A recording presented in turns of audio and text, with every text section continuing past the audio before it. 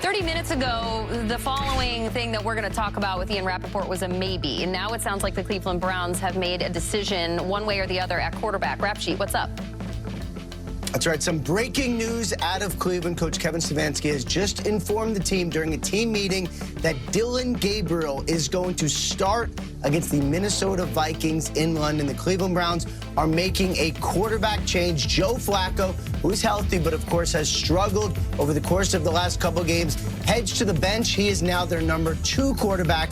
And Dillon Gabriel, the exciting, somewhat short, again, Short Kings representing here on GMFB, fun quarterback. He is going to be the starter. And for the Cleveland Browns, getting a look at the future right now is something certainly that is important to them. They got all sorts of questions at the quarterback position.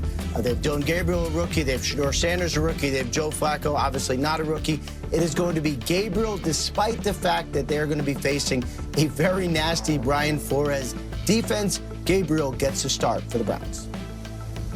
All right, Ian, thrilled for Gabriel, rooting for Gabriel. The elephant in the room is the Shedeur Sanders factor. So according to your report, if something were to happen to Gabriel, Flacco goes in. Shedeur Sanders is still buried in there at QB3. There's no movement at all about him to be the backup or play. Right, it sounds like Shedeur Sanders is going to be the emergency QB3, which means he can only play legally if the other two quarterbacks get injured. So it's not like if Gabriel's ineffective and they play Flacco, it doesn't work out, they can turn to Shedeur. They cannot. It is only in the event of an injury. However, the Cleveland Browns are clearly evaluating things for the future. I would not be surprised if we see Shedeur Sanders at some point this year, just so the Browns know what they have going forward at the quarterback position. But right now, Gabriel the starter and Flacco the backup. We're going to chew on that in a second, but this is a microcosm of Good Morning Football. Ian, I know you were listening in the last segment. Jamie was interviewing Bill Murray at the Steelers-Vikings game. Bill Murray was at the game in Dublin.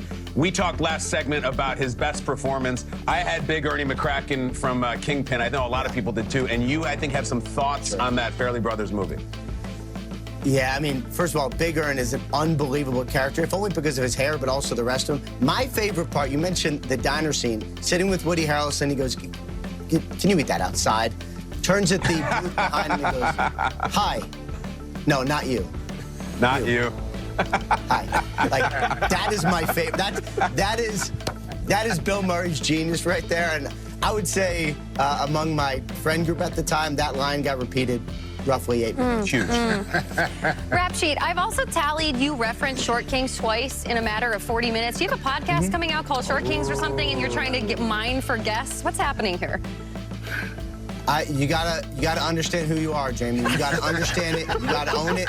If you've ever seen me walking on like a red carpet with my wife Leah, she'll usually wear heels. Yeah. Generally, the Instagram comments will weigh in heavily on that factor. At some point, you just are who you are, and it is okay. Hey, Jamie. Yeah. I heard Kevin Stefanski said to his quarterback room, "You're the starter." And Shedeur got up and he says, "Not you. No. You're the starter." And then Dillon got up, and that's how that went. So we'll have to see. Yeah, we will. Rap Sheet, thanks so much. You're the best. Again, larger than life on our show. All right, guys, first time ever actually in the NFL that a quarterback will make his first career start in an international game. So the Browns are preparing not only for travel, but for a new starter to take the ball under center. Dillon Gabriel, it is Manti. What do you make of this? Brian Flores right now is licking his chops, boy. I'm telling you right now, you thought it was complicated in the first few weeks for the Minnesota Vikings. He's drawing everything up right now. Like, there's going to be cover zero, like almost every single play. I can't tell you how defenders think about this. When you have a rookie quarterback that's going against one of the most complicated fronts in the Minnesota Vikings, and Brian Flores and his blitzing packages, guys, I look at that, I get it, you're international, you don't have any of your fans away against whatever, but you're going against this defense, and I hope the best for Dillon, but going against this defense, guys, I got to keep everything in reserve because it's going to be nasty. You know what I'm wondering, Manti, now that you bring that up, you know what I'm wondering? was this the plan all along?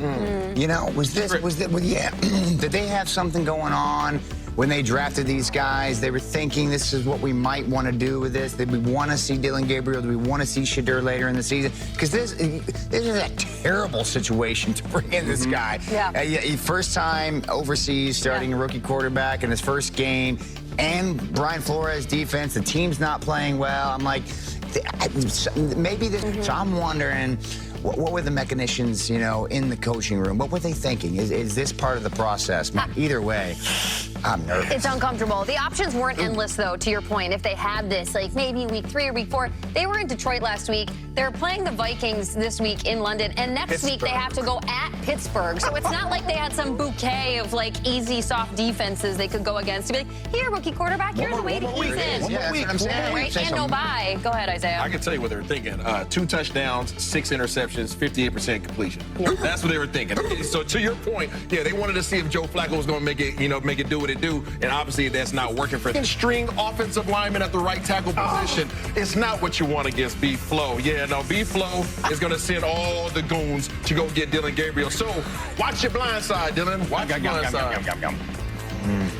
Well, listen, you guys are laying it out perfectly. It doesn't seem like the right time. It doesn't seem like the right fit. Doesn't seem like the right opponent. And yet Kevin Stefanski is still saying, I want him in now.